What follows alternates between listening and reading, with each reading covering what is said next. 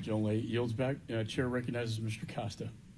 Thank you, Mr. Chairman, and appreciate the opportunity for this important hearing to talk about an issue that's been discussed a great deal here in the last year, and that is the American taxpayer dollars being spent wisely in this effort as we support the brave Ukrainian people. And as people talk about Ukraine fatigue, and I remind them that the Ukrainian people are not fatigued because they are standing for their sovereignty and in a much bigger way standing up for democratic institutions around the world, including our own. I want to get to the heart of this matter. I obviously am a very strong supporter of our involvement along with our European allies and NATO to ensure that the war criminal, President Putin, does not get away with the atrocities of this invasion of a sovereign nation. Having said that, the aid that we have given, Congress has appropriately and fittingly, as we do in the past, require audits to ensure that these taxpayer dollars are wisely spent. And I must tell you that the Ukrainian members of parliament that I have worked with over the last year, who are very much at the forefront of ensuring that the corruption that has historically been a part of Ukraine does not prevent them, that they put a stop to it, and that they manage their own best practices to ensure that we feel that there's integrity on how these dollars are spent. With that said, I'm going to ask the three of you the same question. Mr. Storch, you with the Department of Defense have been doing this, I think, for a while. In all of your efforts with the audits on the monies that we have sent to the Ukrainian military for their defense, have you been able to find any misuse of funds in your audits that would raise red flags to Congress to ensure that something is wrong here and we need to address it? We have not. You have not. And Ms. Arguella, with the audits that you have conducted in terms of humanitarian aid and USAID and other efforts, have you determined or have you found any misuse of American taxpayer dollars in the assistance that we have provided to the country of Ukraine? Our audits have not, no. And Shaw, with the Department of State, and obviously you have a lot of experience as well in how our U.S. Support, not only here in Ukraine, but in other countries that we have provided support, where any misuse of funds or dollars that were targeted for certain purposes, for economic and for nation building as State Department works it, have you found any misuse of funds thus far of the literally billions of dollars of taxpayers' money that we have provided Ukraine?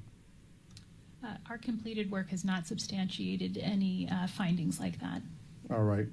Well, my concern is this, and I think, and obviously people can have different views on this, but because I believe for ourselves and for Europe and for NATO that this is the test of our time and whether or not we are going to stand up for the common values we share as democracies, that some people who don't share that view are trying to cast doubt as to whether or not taxpayer dollars are being misused as a reason that maybe we should withdraw our continued support. And that's why the work that you're doing, I think, is so important for the integrity of our support for this critical challenge that we face today, ourselves and our European allies. Do you get a sense in your audits in working with the ministries in the Ukrainian government and with their parliament that there is a similar concern? Because clearly it's not in their interest, I would not think, if in fact they've had to deal with corruption historically in their country, so they understand the problem, that this would undermine the support we're giving them and that the Europeans are giving them. Have you detected in your working efforts with them about their concerns? So I just say that so to be clear, we don't audit the Ukrainians. In our case, we audit the United States provision of security assistance. But having said that, in our engagements with the Ukrainians, both when the three of us went to Kyiv and in subsequent engagements, we have heard consistently they understand the importance of being transparent. They No. understand the importance of accountability. My and time addressing is just corruption. about gone. Any best practices that you would recommend to the committee in terms of how we go forward in the future to ensure that these tax dollars that Congress and the administration appropriate for this very critical, important purpose can ensure that we provide the protections and the guarantees that we in Congress want to have, that the administration wants to have, and that the American taxpayers feel that is they deserve. A complex question, but a simple answer is to do exactly what you did, which is to empower OIGs and oversight professionals to get in early, to be positioned to get out ahead of fraud and issues like that. Gentleman's thank time's you. expired. Chair recognizes Ms. Wagner. Hi, thank you, Mr. Chairman. I thank our witnesses for their service. The United States is leading international efforts to help Ukraine defeat Russia's abhorrent and utterly unprovoked invasion of its sovereign territory. These efforts are necessary to stop Russia in its tracks now before it attacks a NATO partner, triggers Article 5, and puts U.S. service members in harm's way. Equally important, U.S. Support for Ukraine demonstrates to the dangerous and volatile regimes in Tehran, Pyongyang, and Beijing, and elsewhere that the United States is prepared to meet any threat to its partners and meet it with strength and resolve. The deterrent power of this signal is critical for international security. We must continue to ensure our support for Ukraine is as efficient and effective with the proper transparency and oversight I think you all are providing as possible. I appreciate our witnesses' important work in this regard. Deputy Inspector General Angalera, put simply, how many audits are being conducted of U.S. direct budget support to Ukraine, including by the World Bank, the government of Ukraine, USAID Inspector General? For USAID Inspector General, our planned and ongoing work includes 22 separate audits. That includes the direct budget support and all of USAID's programming. I could get back to you. I'm not sure exactly how many reports between the World Bank, between their third-party auditor that they've contracted, between USAID's 6-month reporting to Congress and Deloitte's reporting. It's a substantial amount. We'd like to get that figure. That would be very helpful for committee as a whole. Congress requires that prior to obligating any direct budget support funds, the Secretary of State and USAID administrator must, and I quote, certify and report that mechanisms for monitoring and oversight of such funds are in place and functioning, and that the government of Ukraine has in place substantial safeguards to prevent corruption and ensure accountability of such funds. The IGs for the State Department and USAID are also required to report to Congress about your assessment of these monitoring mechanisms and safeguards, I'll say. Deputy Inspector General Angalera and Shaw, what is your assessment of these monitoring mechanisms and safeguards? Are they adequate to detect any potential misuse of U.S. direct budget support? I'll start with you, Ms. Angalera. Sure. Thank you for that question. And we've recently issued a joint report looking at whether or not the World Bank mechanisms and oversight controls that are established right now meet GAO's internal control standards. And our assessment and evaluation is that they do. The next report that we're working on is looking at the effectiveness of how those mechanisms are working. And that's our next step in our process. Ms. Shaw. And for our part, we looked at the Department of State certification process and whether that was consistent with their typical process and well-informed. And we, in the 2 reports that we've issued to date, certified that they had followed their process. Great, thank you very much. Deputy Inspector General Angalera, USAID has contracted Deloitte to work with Ukraine's Ministry of Finance to review its internal monitoring, transparency, verification, and reporting systems and procedures.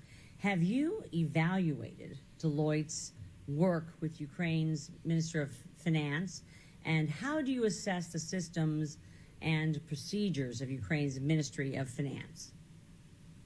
Sure. With respect to the work that we've done, we have access to Deloitte's reports that they provide to USAID. They just issued a report in January, and our audit team that is focused solely on direct budget support and oversight of it reviews those reports and identifies if there are any areas or flags of concern for fraud that we would want to do a deeper dive and look into.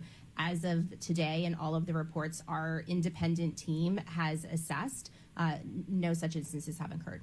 And they've been working specifically with Ukraine's Minister of Finance in this regard, correct? Correct.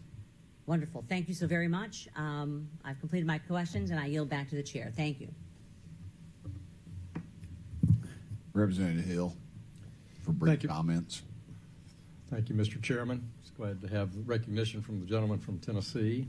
Thank you for your patience being here, IGs. We're grateful for your participation because, as you've heard from every member on both sides of the aisle, while there is tremendous, strong bipartisan support for the humanitarian, governmental, lending, and military support for Ukraine, there's also tremendous anxiety and interest from our constituents, not only here in the United States, but also in Europe, for European countries, that is a full accounting made for all of that support. So thank you for the work you're doing on the front lines of that.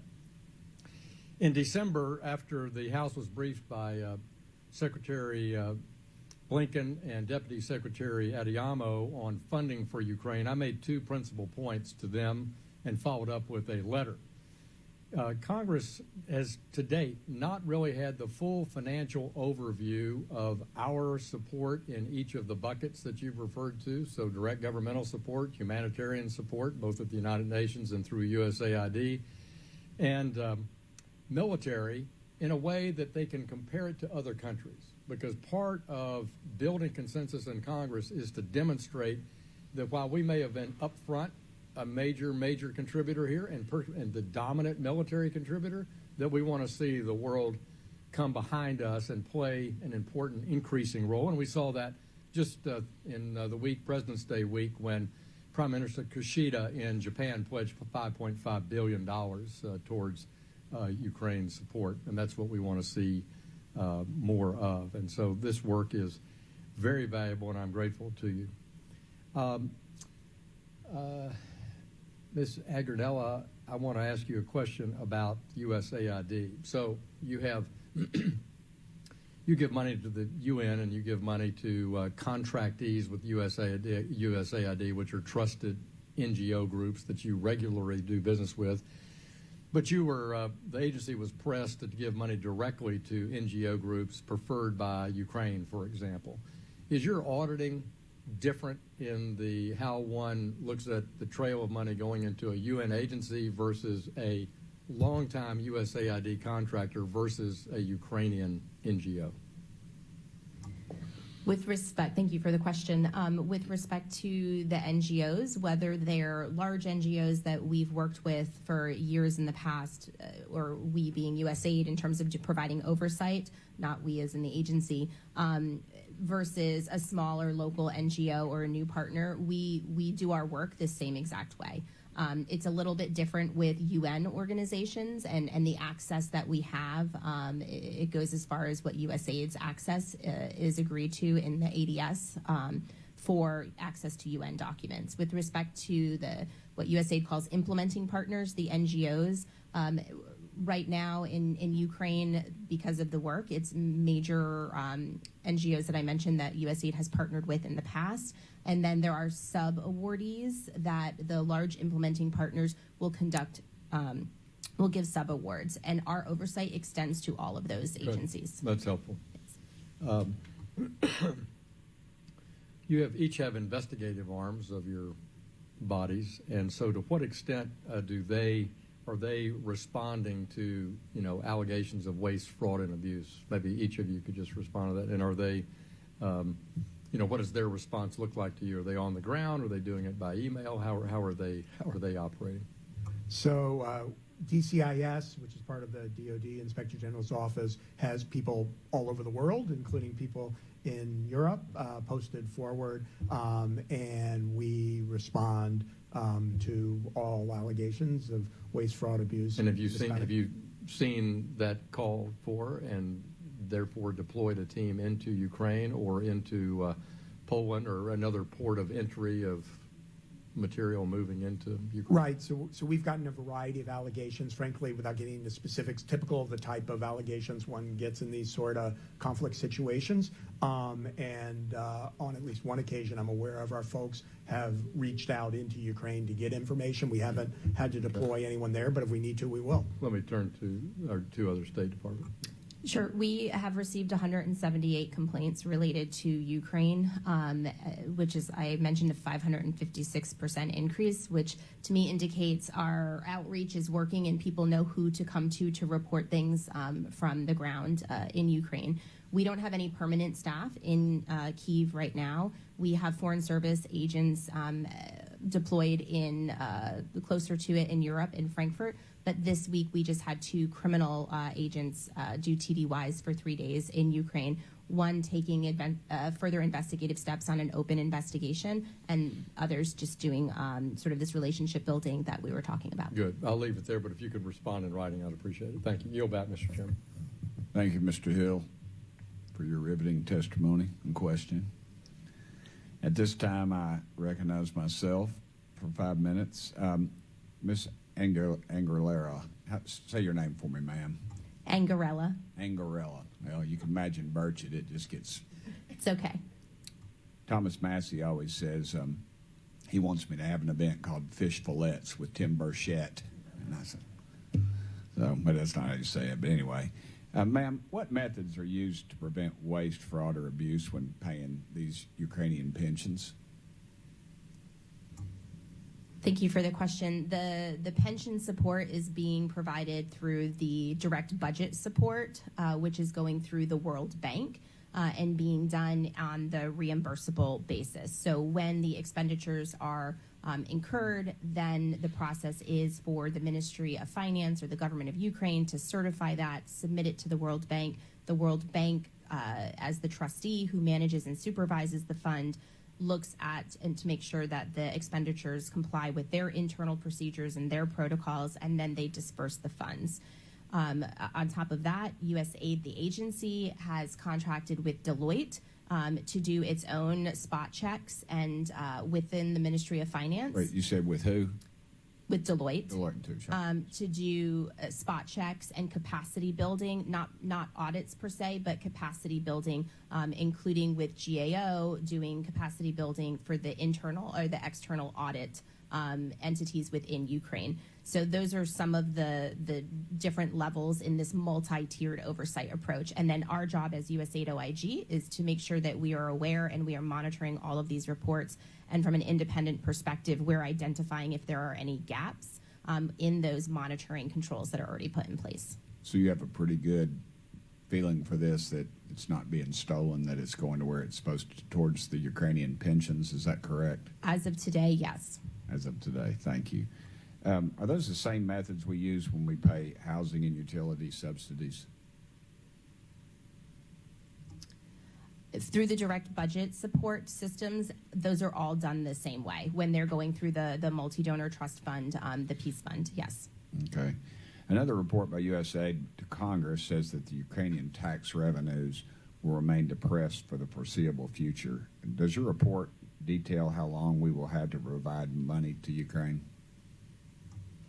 It does not, Congressman. That would be more of a policy decision for most likely this body and our State Department and USAID senior leadership. But our role as the IG would be to oversee any of the funds that are expended. If you had just a gut reaction to that, would you have any idea at all, or you just don't want to get into that, ma'am? Both. Both? Both. All right, ma'am. That's a good answer. You're not from what end of the country are you from, ma'am? Rhode Island. Oh, wow. Well, all right. Another, let's see. Can you think of a time when the inspector generals have had to revise their initial report because of fraud, waste, or abuse was discovered? I would say that not that we'd have to revise an initial report, but we would do a subsequent report. A lot of our work is done in phases. Disbursements of money and programming happens in phases, and so we try to phase our work that way. So we wouldn't go back necessarily and change an initial report, but we would modify or have different findings in a subsequent report. Okay. Thank you very much. Thank you all for being here, and I yield back my time to no